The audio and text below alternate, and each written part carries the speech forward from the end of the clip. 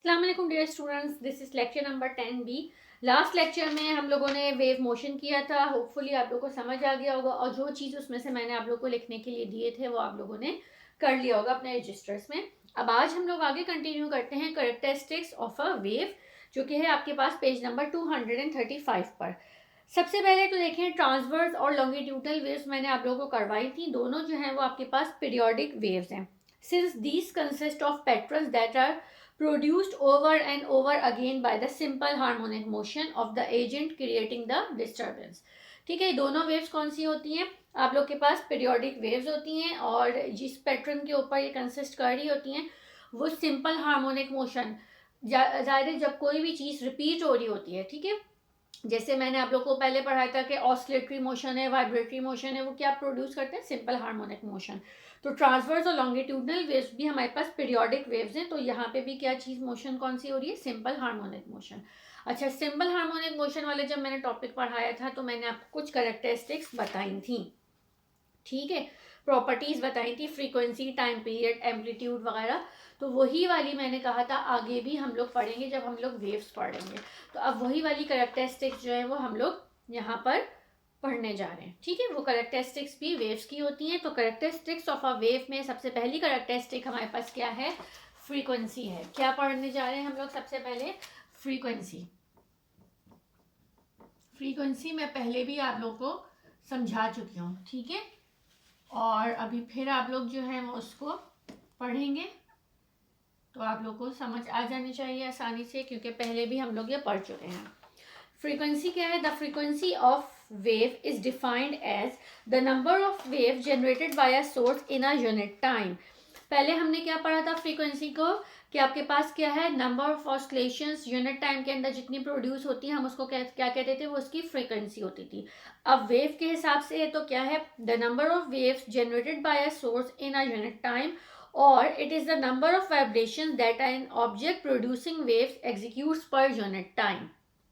ठीक है, its unit is cycle पर सेकेंड और हर्ट्ज।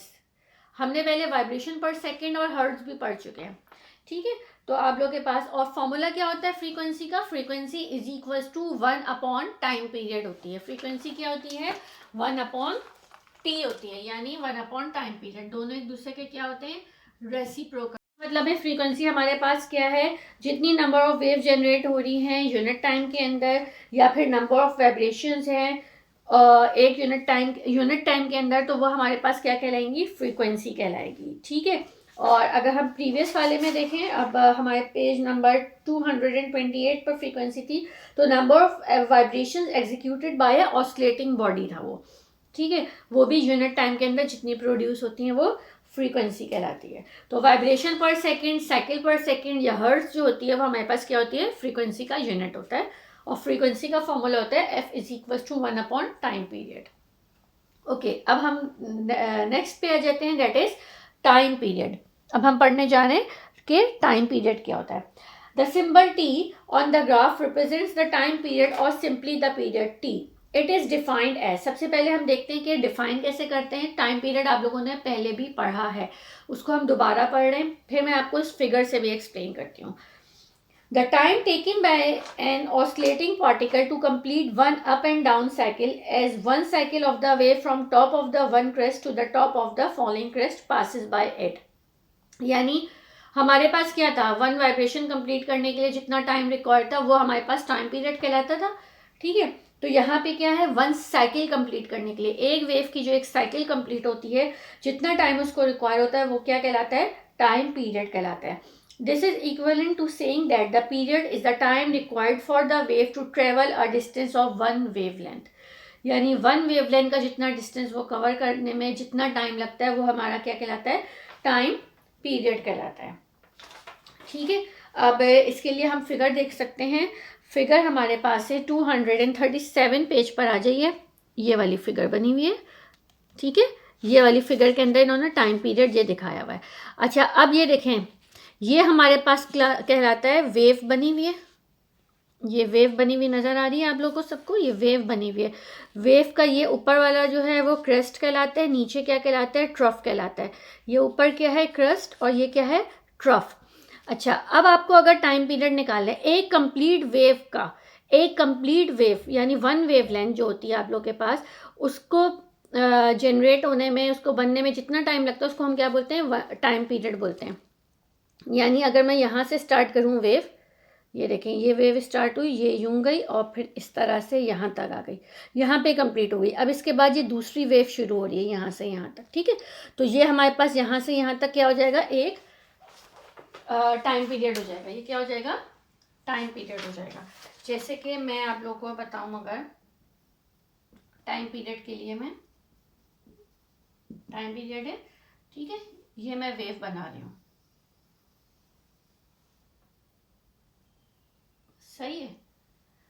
अब ज़रा मैं दूसरा मार्कर चेंज कर लूँ, एक और मार्कर से बना देती हूँ ताकि आप लोग आसानी हो जाए समझ आने में।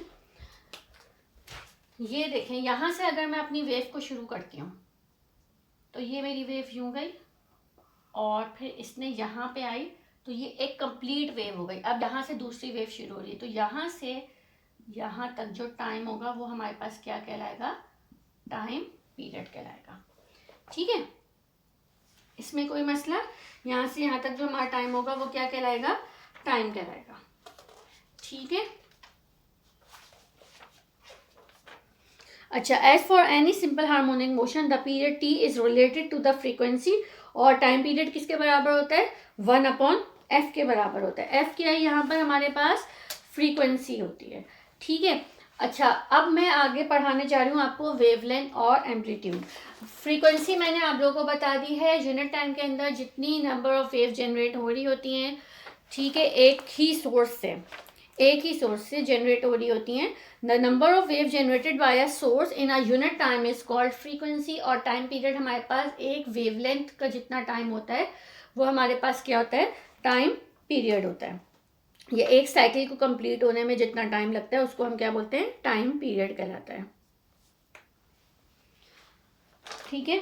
अच्छा, द वेवलेंथ एंड एम्पलीट्यूड। अब वेवलेंथ क्या होता है, एम्पलीट्यूड तो आप लोगों को कुछ समझ आ जाएगा जल्दी, क्योंकि आप लोगों ने पहले भी एम्पलीट्यूड पढ़ा था, मैक्सिमम डिस्प्लेसमेंट हमने पढ़ी थी, ठीक है। अब एम्पलीट्यूड अगर मैं देखूं, इस फिगर को देखें, इसी फिगर को देखते हुए मैं बोलूँ आप इसके अंदर एम्पलीट्यूड ड्रॉ करें, तो आप लोगों को मैक्सिमम डिस्प्लेसमेंट कहाँ पे नज़र आ रहा है, यहाँ से यहाँ तक, ये इसका एम्पलीट्यूड होगा, ठीक है।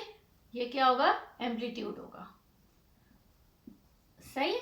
ये हमारे पास क्या हो जाएगा, एम्पलीट्यूड हो जाएगा। ये आप लोग के पास एम्पलीट्यूड हो गया। मैक्सिमम डिस्प्लेसमेंट हमने पहले पढ़ा था, ठीक है, वही चीज़। अब आप लोग के पास वेवलेंथ क्या होती है, वेवलेंथ क्या होती है, एक जो आप लोग एक कंप्लीट वेव जो बन रही होती है उसको हम क्या बोल रहे होते हैं, वेवलेंथ बोल रहे होते हैं, ठीक है। यानी कि यही चीज़ जो है वो हमारे पास बता रही है कि एक वेवलेंथ बनने में जो टाइम रिक्वायर हुआ वो क्या है, ये कितना टाइम है, टाइम पीरियड कहलाएगा। और यही हमारी वेवलेंथ भी हो गई है, ठीक है। इसी को मैं, वेवलेंथ का सिंबल होता है ये, ठीक है।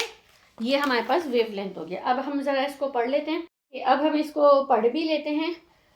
एम्पलीट्यूड हमारे पास कहाँ बना हुआ है, ये फिगर में बना हुआ है, सबसे टॉप वाली फिगर जो आप लोग के पास बनी हुई है, पेज नंबर 237 के ऊपर ये आपके पास बनी हुई है एम्पलीट्यूड, और यहाँ पे वेवलेंथ शो हो रही है, ठीक है।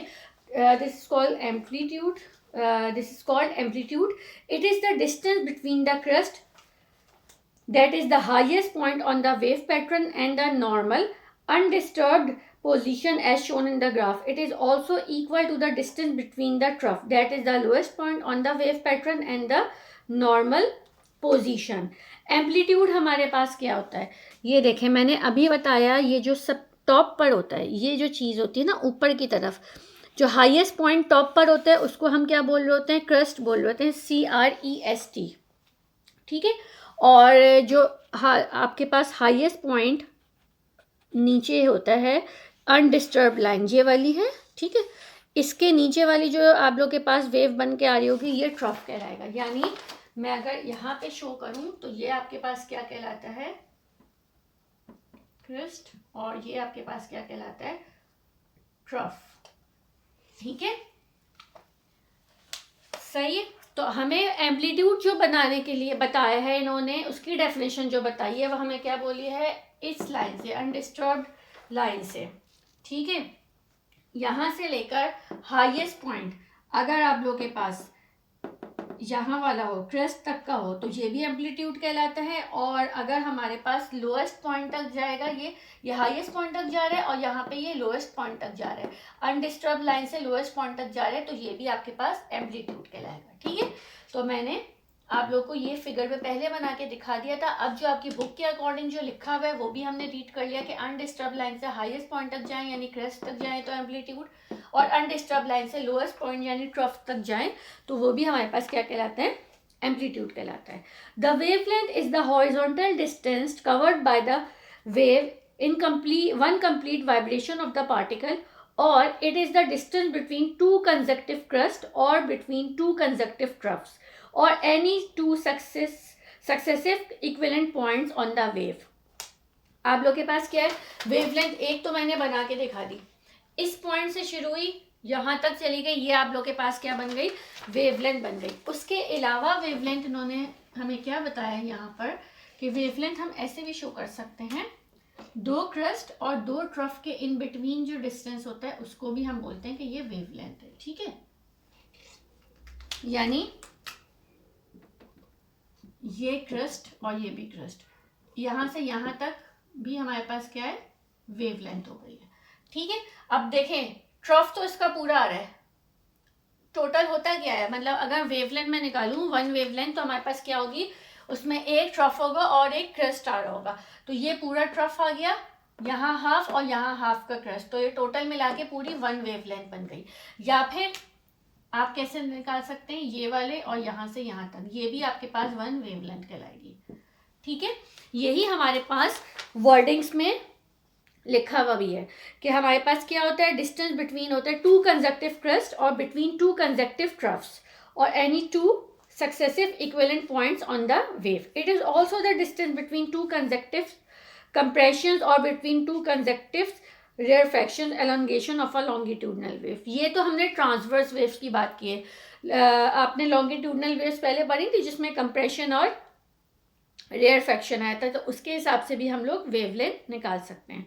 Now, if we just confine our attention to the up and down movement of a particular particle as the wave disturbance passes and consider it as something that changes with time, we get the graph of disturbance or displacement plotted against time. अगर हम सिर्फ और सिर्फ इस तरह की ही movement देखें जिसके अंदर अप एंड डाउन मूवमेंट है, यानी इस तरह की वेव बन के आ रही है, तो हम इस तरह से आप लोग क्या बना सकते हैं, एक वेव का ग्राफ जो है वो प्लॉट कर सकते हैं। यहाँ पे ये प्लॉटिंग हुई है जिसके अंदर इन्होंने शो कर दिया एम्पलीट्यूड क्या हो गया है और हमारे पास टाइम कहाँ पे आ रहा है, ठीक है। कोई मसला, इस वाली फिगर के लिए बोल रहा है। अच्छा, ये कुछ कैरेक्टरिस्टिक्स हैं, फ्रीक्वेंसी, टाइम पीरियड, वेवलेंथ और एम्पलीट्यूड। चार चीज़ें जो है हम लोगों ने अभी तक पढ़ ली हैं और हमने इनमें से फ्रीक्वेंसी, टाइम पीरियड और एम्पलीट्यूड तो पहले भी पढ़ा था, ठीक है। अब आप लोग को करना क्या है, ये जो चीज़ें हमने पढ़ी हैं इनकी आप लोग प्रॉपर डेफिनेशंस बना के लिखेंगे, फ्रीक्वेंसी की, टाइम पीरियड की, एम्पलीट्यूड की और वेवलेंथ की भी, ठीक है। अब हम लोग एक लास्ट टॉपिक पढ़ने जा रहे हैं कैरेक्टरिस्टिक्स ऑफ अ वेव के अंदर, वो है हमारे पास वेव वेलोसिटी। वेव वेलोसिटी क्या होती है, simple relation exist between the wavelength, the period and the velocity of a wave. The speed of a wave is the distance travelled by it in a unit time. Velocity क्या होती है, वैसे distance upon time होता है, velocity क्या होती है, distance upon time होता है। अगर मैं वेव की बात करूं तो डिस्टेंस क्या होगी, उसकी वेवलेंथ होगी और टाइम क्या होगा, टाइम पीरियड होगा। तो वेलोसिटी किसके बराबर हो जाएगी, वेवलेंथ अपॉन टाइम पीरियड के बराबर हो जाएगी। किसके बराबर हो जाएगी, velocity wavelength upon time period के बराबर हो जाएगी। वेलोसिटी हो जाएगी वेवलेंथ अपॉन टाइम पीरियड के बराबर, ठीक है। अच्छा, अब टाइम किसके बराबर होता है, अगर मैं ऐसे करके लिख दूं, ठीक है, तो ये किसके बराबर हो जाएगा, एफ के बराबर होता है। 1/t किसके इक्वल होता है, एफ के बराबर होता है। ये जो आप लोग के पास मैं वेवलेंथ बना रही हूँ ना, इसको हम लोग बोलते हैं लैम्डा। क्या बोलते हैं, lambda.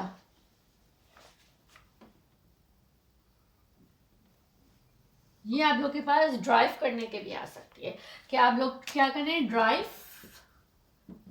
v is equals to F lambda, derive करने के लिए आ सकती है। तो इसके लिए आप लोग यही इसी तरीके से लिखेंगे। सबसे पहले तो वेव वेलोसिटी लिखेंगे, ठीक है। वेव वेलोसिटी की डेफिनेशन लिखने के बाद उसका फॉर्मूला लिख देंगे। फिर आप लोग लिखेंगे derive v is equals to F lambda. तो फिर कहाँ से स्टार्ट करेंगे, यहाँ से स्टार्ट करेंगे कि velocity is equals to wavelength upon time, फिर ऐसे करके लिखेंगे, इसके बाद u लिखेंगे।